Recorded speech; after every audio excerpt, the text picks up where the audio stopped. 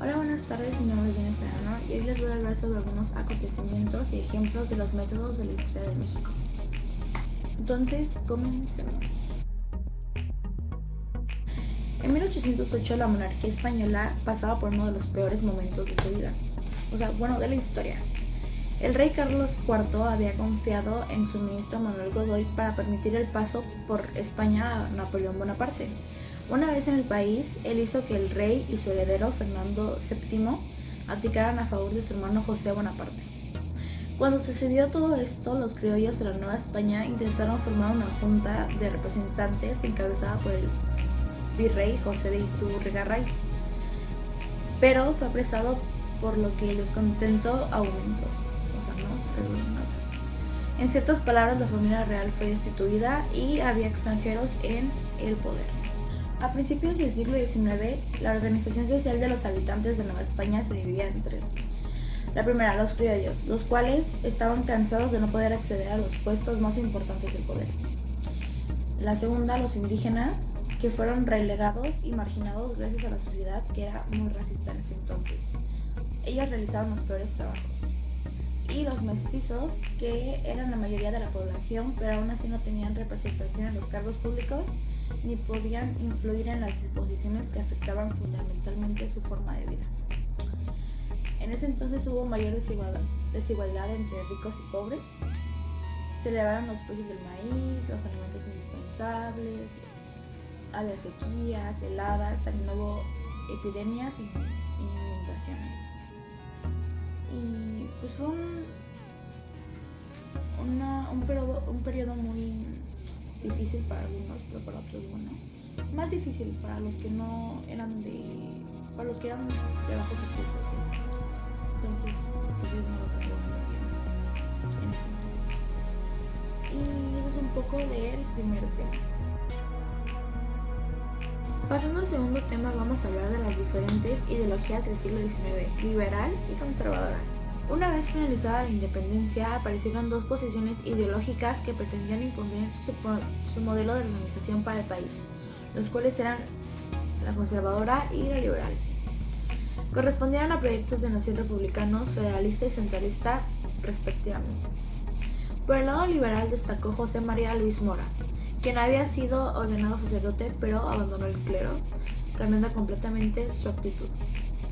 Luis Mora estudió leyes y perteneció a la masonería. Llegó a ser el principal pensador de los liberales. Él decía que la moral pública era la libre obediencia que los ciudadanos como individuos prestaban a las leyes civiles y al gobierno, establecidas por los mecanismos de la presentación política. Él consideraba indispensable una revolución mental en el pueblo, una obra de reforma de las costumbres conducida por las autoridades públicas mediante la educación y la afirmación de la preponderancia de las leyes y las autoridades civiles sobre los dogmas, los fueros y los medios de influencia social de la Iglesia. Este partido estaba dividido en dos grupos: los radicales o los puros, que sostenían esta doctrina debía aplicarse por encima de todo y a pesar de todo. Y los moderados, quienes creían que la implantación debía ser por la vía de la persuasión. Por otro lado, el lado conservador, destacó y fue fundado por Lucas Alamán, el cual fue uno de los políticos más influyentes en esa época. Fue un diputado en España y ministro de Relaciones Exteriores e Interiores en 3 gabinetes en México. Participaron con él Anastasio Bustamante, Nicolás Bravo, Miguel Barragán y Miguel Miramón, los cuales se mantuvieron fieles a la Iglesia y luchaban para mantener su situación económica y social. Entre sus principales postulados se encontraba el mantener la religión católica como la única para todos los mexicanos. Todos tienen que ser igual, nadie diferente.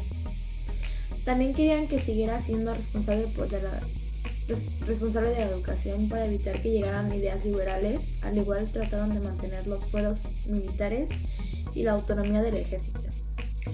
Durante este periodo hubo un importante desarrollo de la masonería yorkina en México, partidaria del federalismo y de la amistad con Estados Unidos, un tanto que su rival, la masonería escocesa, la cual existía desde la época virreinal y recibía alineamientos europeos y optó por el centralismo. Fue fundado el rito nacional mexicano por algunos masones mexicanos. Intentaron reunir a escoceses y yorquinos y de unificar las fuerzas políticas del país. Eran 3 grupos masónicos en México, los cuales son: 1. La masonería escocesa. Se originó en Europa, tuvo presencia en México a finales del virreinato. Una de sus figuras clave fue Nicolás Bravo y era una república centralista, la única. La segunda es la masonería yorquina, que se originó en Estados Unidos, tuvo presencia en México alrededor de 1825. Tuvo varias figuras clave, en ellas está Poinsett, Lorenzo de Zavala, Vicente Guerrero, Guadalupe Victoria, entre muchos otros. Era una república federalista, al igual que el rito nacional mexicano, el cual es el tercero, que se originó en México, tuvo presencia hacia 1826, tuvo varias figuras clave, en ellas está Valentín Gómez Farías, José María Luis Mora, y Andrés Quintana. Ahora vamos a hablar del tercer tema, que es los proyectos de nación monárquico e imperial. Una vez consumada la independencia, las posiciones ideológicas existentes en la nación se confrontaron sobre la forma en que funcionaría el país, es decir, cómo lograrían el desarrollo que buscaban al separarse de España.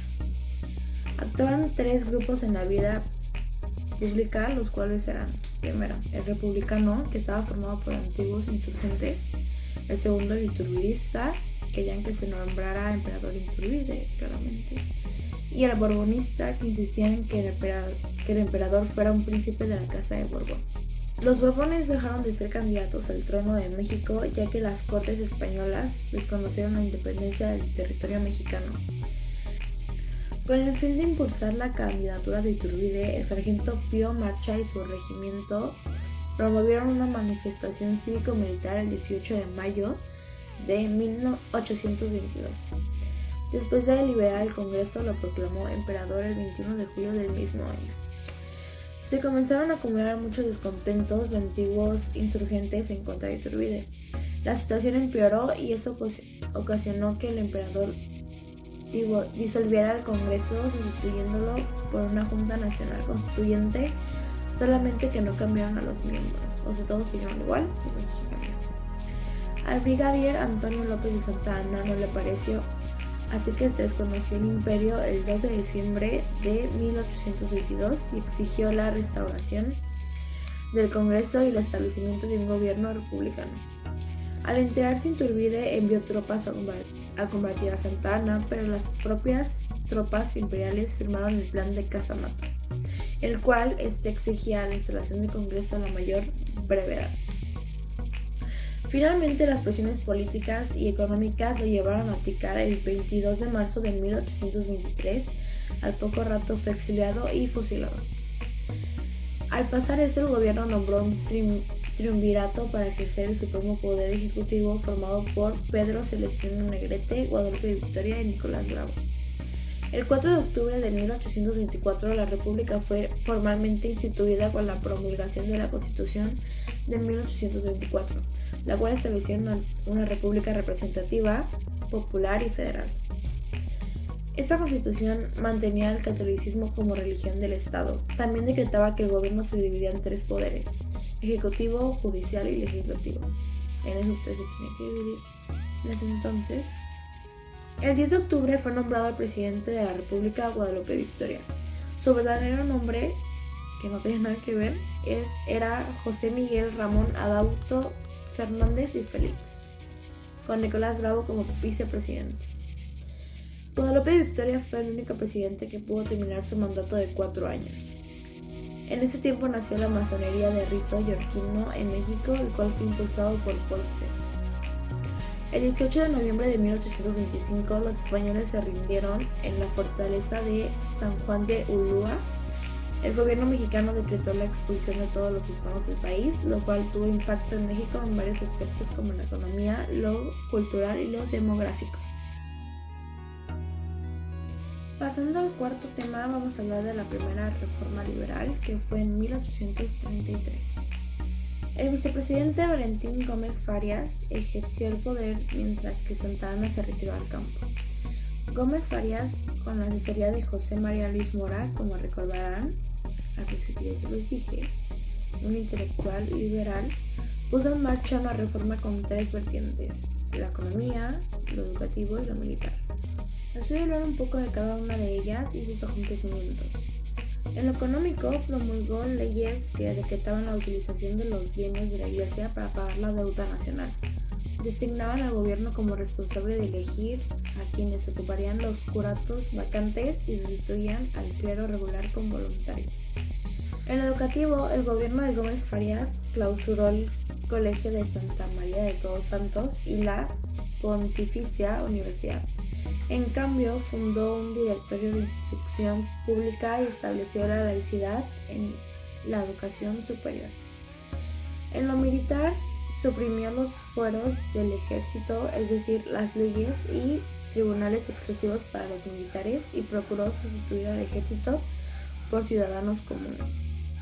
La reacción ante estas reformas provocó que Santa Anna retomara el poder, destituyera a Gómez Farías, nombrara un gabinete más moderado y suspendiera la mayor parte de las leyes decretadas. O sea, él, todo lo que había hecho Gómez Farías, lo canceló. Ahora vamos a hablar del quinto tema, el cual es gobiernos centralistas de 1836 a 1846.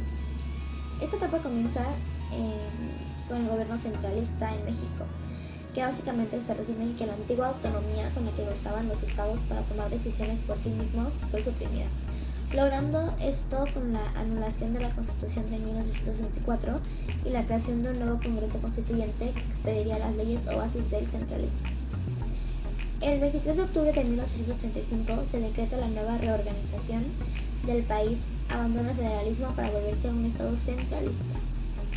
En diciembre de 1836 se promulgó la primera constitución centralista llamada Las Siete Leyes. Entonces se disolvieron las gobernaturas con los estados y los gobernadores y sus empleados quedaron sujetos al gobierno central, o sea, ya dependían del gobierno central. Los estados dejaron de tener decisión propia, quedando sujetos a lo dictado desde el poder central. Pasaron a ser departamentos gobernados por juntas departamentales designadas por el poder centralista. Protestaron el estado de Texas y Yucatán, separándose del país hasta que el federalismo fuera de nueva cuenta instaurado. Durante el gobierno de Bustamante, el 28 de diciembre de 1866, España reconoció la independencia de México. Bustamante se encontró en medio de muchas dificultades. Algunas de ellas eran los pronunciamientos liberales, las rebeliones indígenas, el reclamo francés por los daños ocasionados al negocio de un pastelero, y de ahí salió la famosísima Guerra de los Pasteles. Regresando, Santa Anna destituyó a Bustamante, retomó el poder, se lo entregó a Nicolás Bravo y lo volvió a tomar. Santa Anna siempre termina apareciendo en la historia. Debido a los grandes problemas económicos, el presidente Santa Anna dispuso de los bienes de la iglesia y elevó los impuestos. Hubo muchos motivos de descontento hacia Santa Anna, lo que dio lugar a una sublevación que encumbró a José Joaquín Herrera el 6 de diciembre de 1824. En diciembre de 1845, el general Mariano Paredes y Arrillaga derrocó a Herrera y ocupó la presidencia de enero a julio de 1846. Durante el gobierno de Paredes mejoró la economía y el ejército. Los federalistas iniciaron una revolución contra el presidente, aprovechando que Estados Unidos había declarado la guerra a México en mayo de 1846 y el Congreso restableció la Constitución Federalista de 1824. Santa Anna y Gómez Farías quedan nuevamente al frente del país. O sea, los que ya habían pasado regresaron a estar al frente del país. Esos pocos años fueron muy complicados, ya que México tuvo 18 gobiernos con 11 personas distintas. El gobierno que duró más fue el de Anastasio Bustamante. Pasando al sexto tema, vamos a hablar de la República Federal. Aquí podemos ver a Benito Juárez García, que en 1858 y murió en 1872. Todos somos años. Juárez marcó el triunfo final de la República Liberal al entrar en la Ciudad de México en julio de 1866. Convocó elecciones y ganó contundentemente contra su contendiente Porfirio Díaz. Quiso reorganizar el Estado mediante el ordenamiento de la administración, la hacienda y el gobierno y el pago de la deuda pública. También triplicó el número de escuelas elementales.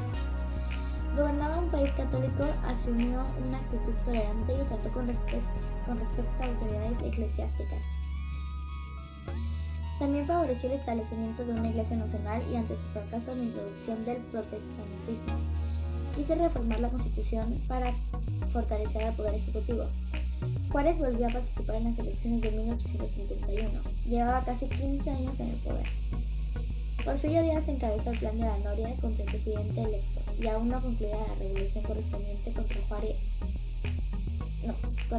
cuando Juárez murió el 18 de julio de 1872.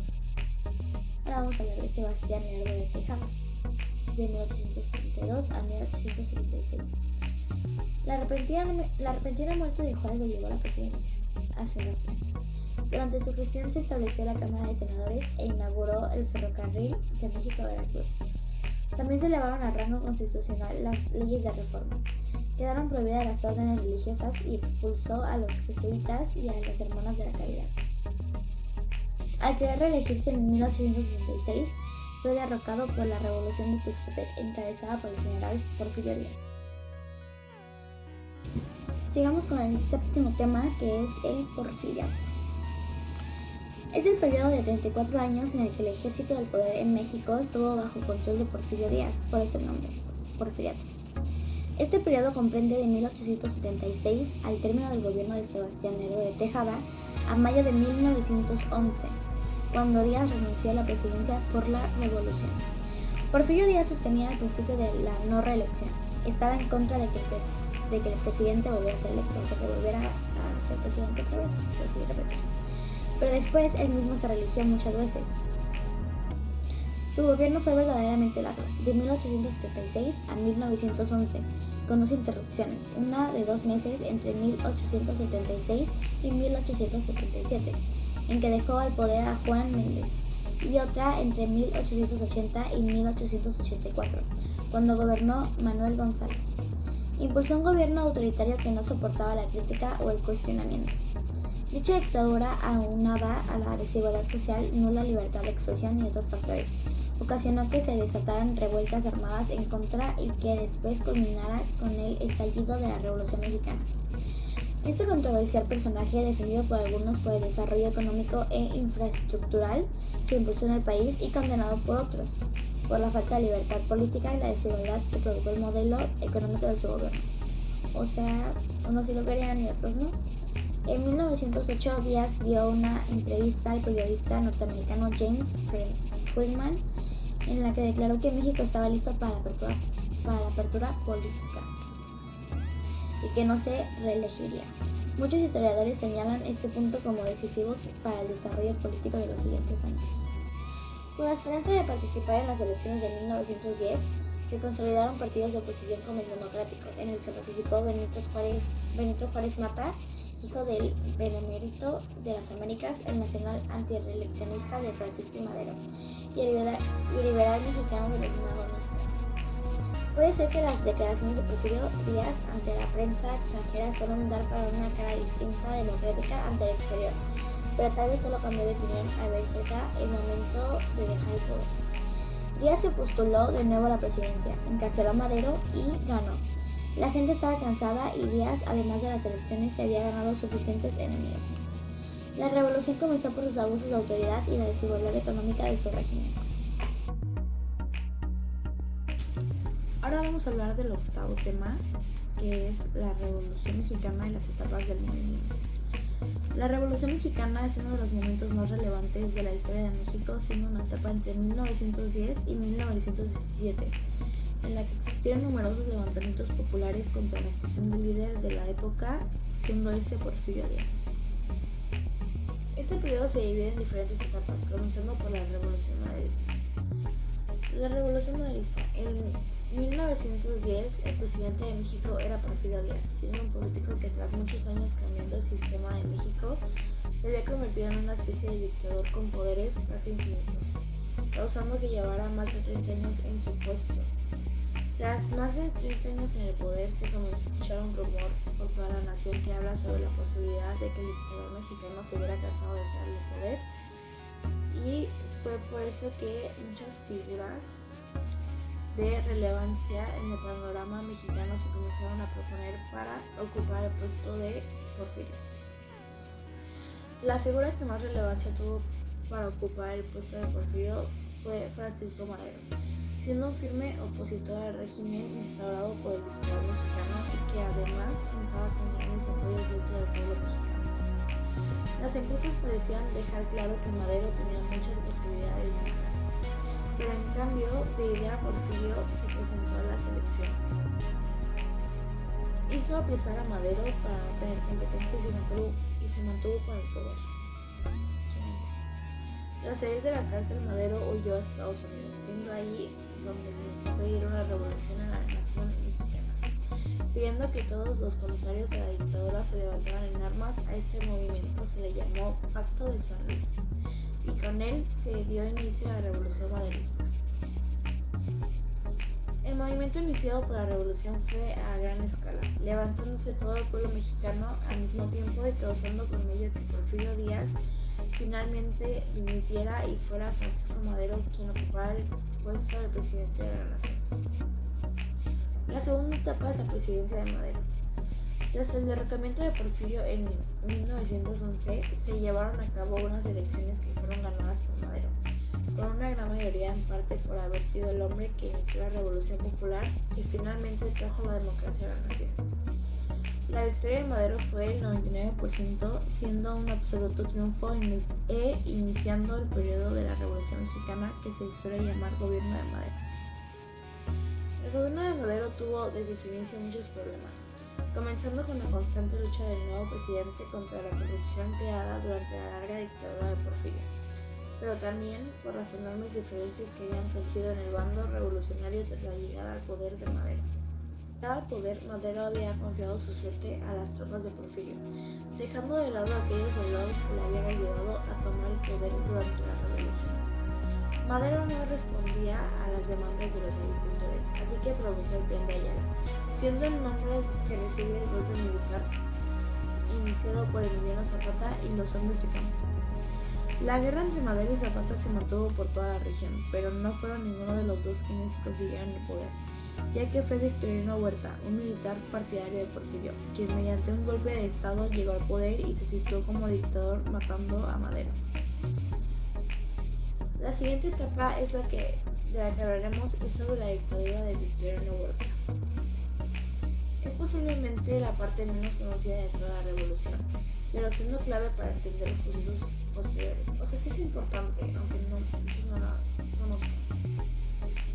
Al llegar al poder, Victoriano instauró una dictadura muy semejante a la de Porfirio, siendo sus ayudantes todos aquellos mexicanos que querían volver a aquella época de corrupción. Su idea era terminar con las reformas de Madero y volver a una época parecida al anterior, pero para ello debía vencer a los revolucionarios. Los problemas de Huerta no eran solo por la parte mexicana, sino que también se encontró enfrentado a un presidente de los Estados Unidos que consideraba que Huerta no era lo mejor para su nación vecina, y le pidieron en varias ocasiones que devolviera el poder al pueblo.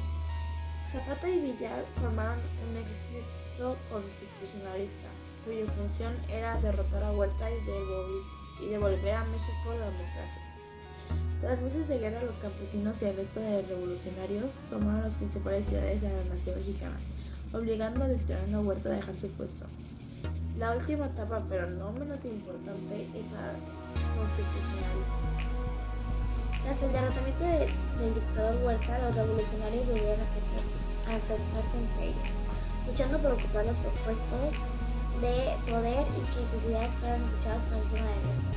Por esta situación fue que todos los revolucionarios convocaron una convención para fijar las reformas del futuro de la nación. Tras meses de discusión, al final todos los revolucionarios estuvieron de acuerdo en la creación de la Constitución de 1917, siendo el comienzo de la democracia de México y haciendo que la nación pasara a una nueva dimensión. Este gran texto legal fue clave para el futuro de la nación y en sus palabras se puede ver cómo fueron personas muy distintas a las que ayudaron en su creación. Con la creación de la Constitución terminaba la Revolución Mexicana, pero fue gracias a esto que México entró en una nueva época democrática y se convirtió en uno de los grandes estados americanos. El noveno tema es gobiernos posrevolucionarios de 1917 a 1940. El primer gobierno posrevolucionario es el de Venustiano Carranza, que duró de 1917 a 1920. Venustiano Carranza toma posesión como presidente de la República el 10 de mayo de 1917. Tiene grandes dificultades para cumplir lo estipulado en los artículos 27 y 123 de la Constitución de 1917. Para solucionar esto, se crean la Comisión Nacional Agraria y la Secretaría de Agricultura y Fomento, dedicadas al estudio del reparto agrario y a la restitución de tierras. En este periodo también nace la Confederación Regional de Trabajadores Mexicanos, la CROM. La Secretaría de Industria, Comercio y Trabajo organiza las cámaras de comerciantes industriales. El gobierno carrancista se distinguió por su política nacionalista y latinoamericanista, buscando en ello el reconocimiento de los valores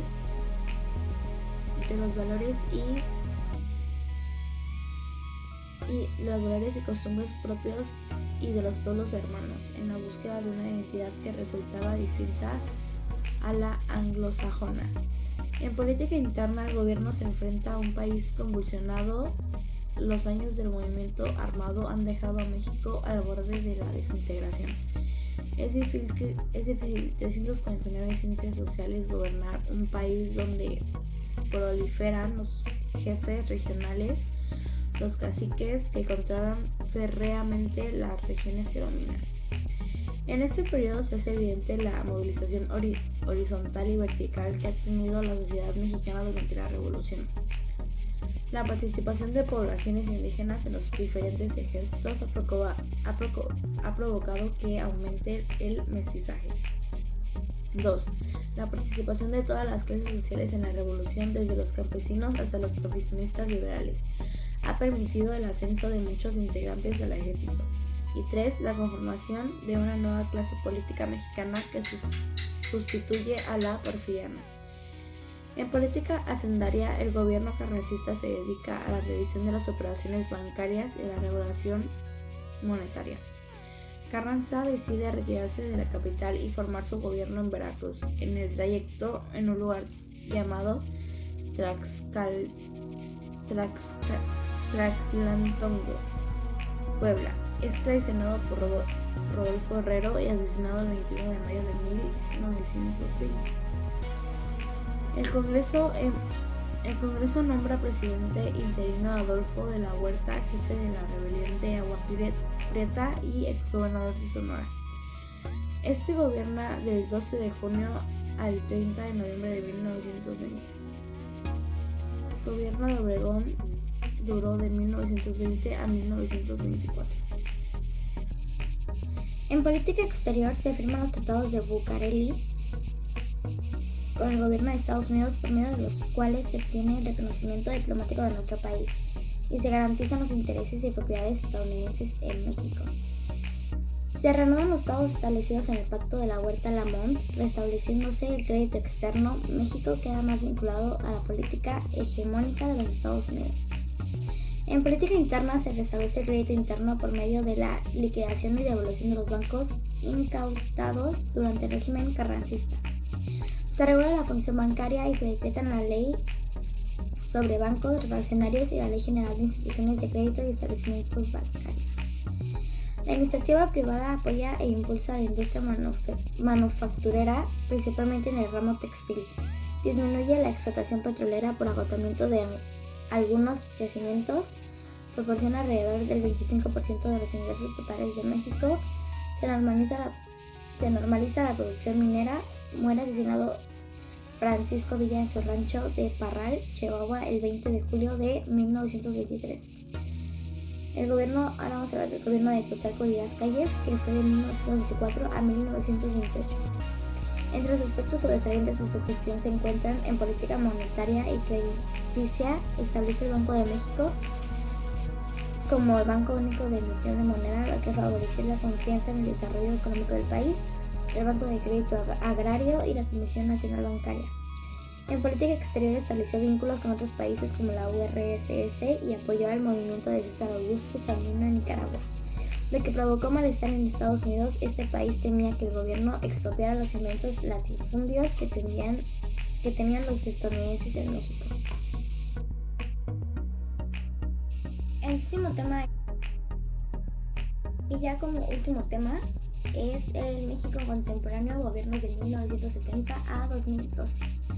El gobierno mexicano, el 29 de enero de 1970, reforma la ley electoral de 1951 para permitir que los ciudadanos de 18 años en adelante puedan votar en elecciones gubernamentales, también los 18 recién cumplidos.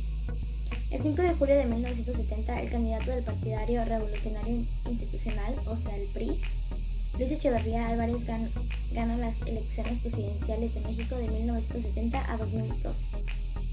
Y ya como para ir diciendo que cada año, qué personaje estuvo como destacada. Luis Echeverría, que es el primero, Álvarez, de 1970 a 1976.